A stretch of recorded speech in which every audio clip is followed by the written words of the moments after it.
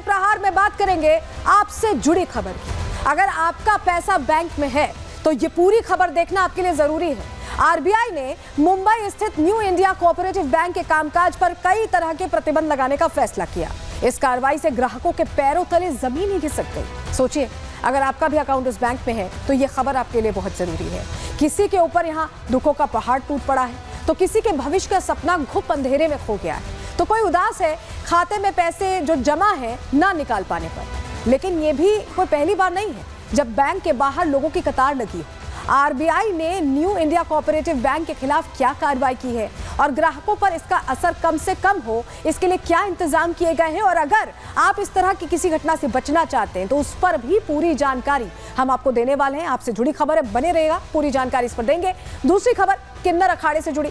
महाकुंभ में किन्नर अखाड़ा लगातार चर्चा का विषय बना हुआ है। किन्नर अखाड़े की महामंडलेश्वर कल्याणी गिरी उर्फ छोटी मां पर कल रात जानलेवा हमला होने का दावा किया गया। कुछ दिनों पहले हिमांगी सखी पर भी हमला हुआ, और ये सब तब से शुरू हुआ जब से ममता कुलकर्णी की किन्नर अखाड़े में एंट्री हुई है। तो क्या इन हमलों का कनेक्शन ममता को महामंडलेश्वर बनाने से है या फिर कोई और एंगल है? इस बीच पदवी छोड़ने का ऐलान करने वाली ममता कुलकर्णी का नया वीडियो भी सामने आ गया है। इस्तीफा अस्वीकार होने के बाद ममता कुलकर्णी ने फिर से महामंडलेश्वर पदवी वापस स्वीकार कर ली है, जैसे कोई मजाक चल रहा है। किन्नर अखाड़े में मचे घमासान की पूरी इनसाइड स्टोरी आपको देंगे।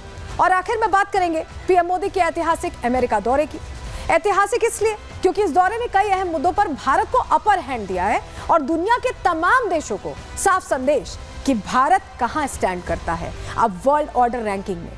जहां व्यापार संबंधों, अवैध प्रवासियों समेत कई मुद्दों पर चर्चा हुई है, वहीं बांग्लादेश में जारी हिंसा, रूस यूक्रेन युद्ध और चीन की नीतियों को लेकर भी खुलकर संवाद हुआ। और सबसे बड़ी बात, अमेरिका के राष्ट्रपति डोनाल्ड ट्रंप ने आतंकी तहव्वुर राणा के प्रत्यर्पण पर मुहर लगा दी है। पीएम मोदी के इस दौरे से क्या हासिल हुआ, जिनके मन में ये सवाल है, उनके हर सवाल का जवाब आज आपको देने वाले हैं। लेकिन चलिए सबसे पहले बात करने वाले हैं आपसे जुड़ी खबर की, क्योंकि मुंबई के एक बैंक में कैसे प्रतिबंध लगाए गए हैं, उसका कैसा असर ग्राहकों पर पड़ेगा, और अगर आपका पैसा भी उस बैंक में है तो क्या होने वाला है, सब कुछ अब आपको बताने जा रहे हैं।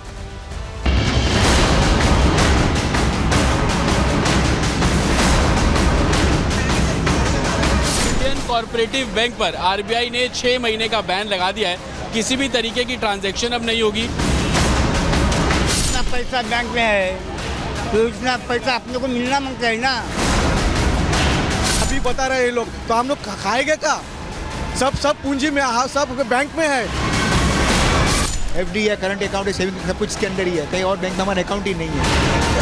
अभी तक पैसा कब तक मिलेगा ये हमें पता नहीं है।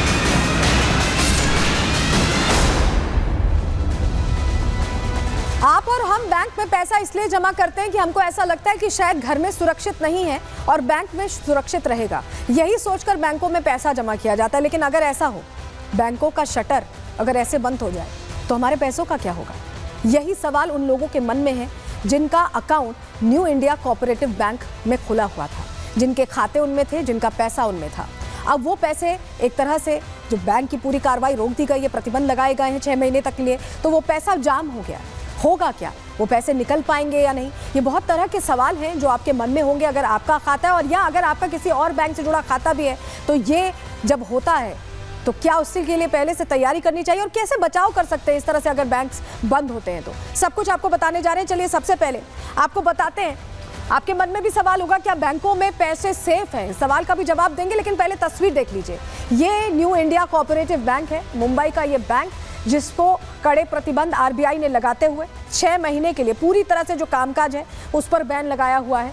ये ताला लटका आप देख रहे हैं, बैंक पर ताला लटका है, और जिसकी और भी ब्रांचेस हैं, अलग अलग ब्रांचेस हैं, 26 ब्रांचेस कुल बताई जा रही हैं जिन पर ताला लटक गया है। अगली तस्वीर जरा दिखाते हैं। जब लोगों को जानकारी लगी कि बैंक में ताला लगने वाला, तो देखिए लोगों की कतारें, क्योंकि इनके खाते हैं इस बैंक में, इनका पैसा, इनकी गाढ़ी कमाई इसी बैंक में है। तो ऐसे में इनके लिए यह समस्या है कि अब क्या करें। पैसे की अगर तुरंत जरूरत है तो कहां जाएं, कैसे रहें, क्या करें? बहुत सारे सवाल हैं जिनका जवाब ये तलाश रहे हैं। उन सभी सवालों का जवाब हम देने वाले हैं, लेकिन आरबीआई ने आखिर ये कार्रवाई क्यों की? आपके मन में भी ये सवाल होगा कि इस तरह से बैंक पर प्रतिबंध क्यों लगाए गए हैं। चलिए जानकारी आपके सामने रख रहे हैं, आपको बताते हैं कि प्रतिबंध क्यों लगाए गए। न्यू इंडिया कोऑपरेटिव बैंक पर ये बैन लगा हुआ है और बड़ी बात यह है कि बैंक के खिलाफ आरबीआई ने कड़ा एक्शन ले लिया। आरबीआई ने बैंक पर कई कड़े प्रतिबंध लगाए हैं। ग्राहक बैंक से अब पैसे नहीं निकाल पाएंगे। बैंक पर यह पाबंदी 6 महीने तक लगी रहेगी। बैंक से जुड़े ग्राहक अब ऐसे में परेशान है। कैसे कतारें लगी हमने आपको दिखाया। बैंक की सभी शाखाओं पर लोगों की भीड़ लगने लगी है। अपनी जमा पूंजी के लिए लोग रोते बिलखते भी दिखाई दे रहे हैं, परेशान होते भी दिखाई दे रहे हैं, क्योंकि उनके लिए ये उनकी गाढ़ी कमाई है जिसको वो जमा इसलिए कर रहे थे बैंक में क्योंकि उन्हें ऐसी उम्मीद थी कि उनका पैसा सुरक्षित रहेगा। लेकिन फिलहाल वो अब एक तरह के पसोपेश में है। क्या स्थिति थी वहां, हमारे सहयोगी की रिपोर्ट पहले आपको दिखा रहे हैं, फिर इस पर और जानकारी देंगे। न्यू इंडियन कॉर्पोरेटिव बैंक पर आरबीआई ने 6 महीने का बैन लगा दिया है। किसी भी तरीके की ट्रांजैक्शन अब नहीं होगी, कोई भी डिपॉजिट नहीं किया जाएगा। जिसके बाद सुबह होते ही 10 बजे जब बैंक खुलना शुरू होता है उसके बाद से ही आप तस्वीरें देखेंगे। तमाम जो इस बैंक में जिनके अकाउंट्स हैं वो बड़ी संख्या में इकट्ठा हो जाते हैं। ये वर्सोवा की न्यू इंडिया कोऑपरेटिव बैंक की ब्रांच है। भीड़ इकट्ठी होता देख तो मुंबई पुलिस के जो सिक्योरिटी ऑफिसर्स हैं वो भी यहाँ पर पहुंचे हैं। हालांकि लोगों से शांति बनाए रखने की अपील साफ तौर पर की जा रही। अब आपने देखा कि प्रतिबंध तो लगा दिया गया, लेकिन ये प्रतिबंध क्यों लगाना पड़ा है। चलिए अब आपको जरा समझाते हैं कि क्यों लगाना पड़ा। नेशनल इंडिया कोऑपरेटिव की वित्तीय स्थिति खराब थी। इस बैंक की वित्तीय स्थिति खराब थी और ऐसे में बैंक को हर वित्तीय वर्ष में घाटा हो रहा था, लॉस हो रहा था। बैंक पिछले 2 साल से नुकसान में ही चल रहा था और नुकसान को देखते हुए बैंक पर प्रतिबंध लगाया गया। मार्च 2024 में अगर बात करें तो बैंक को 22.78 करोड़ का घाटा हुआ। वहीं 2023 की बात कर लें तो ये घाटा 30.75 करोड़ रुपए था। बैंक पर वित्तीय दबाव कम करने के लिए बैन लगाया गया और बैंक का लाइसेंस, लेकिन ये जानकारी जरूर सुन लीजिए कि बैंक का लाइसेंस अभी रद्द नहीं हुआ है। ग्राहकों का पैसा सुरक्षित रखने के लिए ही आरबीआई ने यह फैसला लिया है। तो अभी लाइसेंस रद्द नहीं हुआ है, आपके पैसे सुरक्षित हैं और सुरक्षित रखने के लिए ही ये फैसला लिया गया है आरबीआई की तरफ से। लेकिन जो ग्राहक पहुंच रहे हैं अब वो समझ नहीं पा रहे कि अचानक क्या हुआ है, क्योंकि ये एक तरह की कार्रवाई जो हुई है आरबीआई की तरफ से, ऐसे में उनके पैसे पूरी तरह से फ्रीज हो गए। ना वो पैसे निकाल सकते हैं, ना वो जमा कर सकते हैं, ना अपना बैंक खाता ऑपरेट कर सकते हैं। तो वो कुछ समझ नहीं पा रहे हैं। उनका क्या रिएक्शन था इस खबर पर, वो सुनवा रहे हैं आप। अरे पहले बोलना मांगता है ना उनको, बैंक वाले को। पैसा है हमारा, बैंक खोलेगा तो चलेगा। इतना पैसा बैंक में है तो इतना पैसा अपने को मिलना मांगता है ना।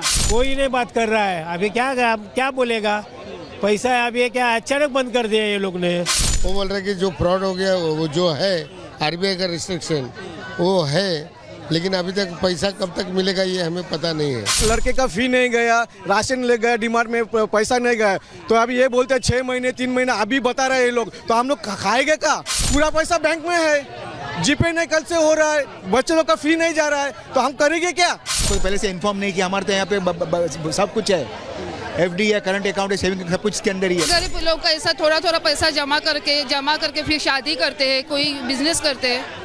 ऐसा होएगा तो गरीब लोग कहाँ पे जाएंगे? खर्चा है लोगों का, घर पे किसी का शादी है, कुछ है। अब मैं सेविंग अकाउंट में रखा हुआ पैसा मैं कैसे निकालूं?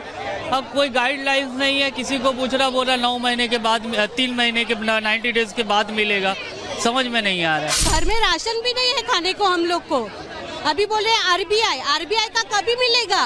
तब तक 6 महीने तक हम लोग क्या करेंगे, क्या खाएंगे, बच्चों को कैसे पढ़ाएंगे हम लोग? लाइफ टाइम की सेविंग्स है हमारी यहाँ पर। This is an irregular responsibility. Priorly notice देना चाहिए आरबीआई को। कोई फायदा कुछ मिलने वाला नहीं, सब डूब गया समझो सबका।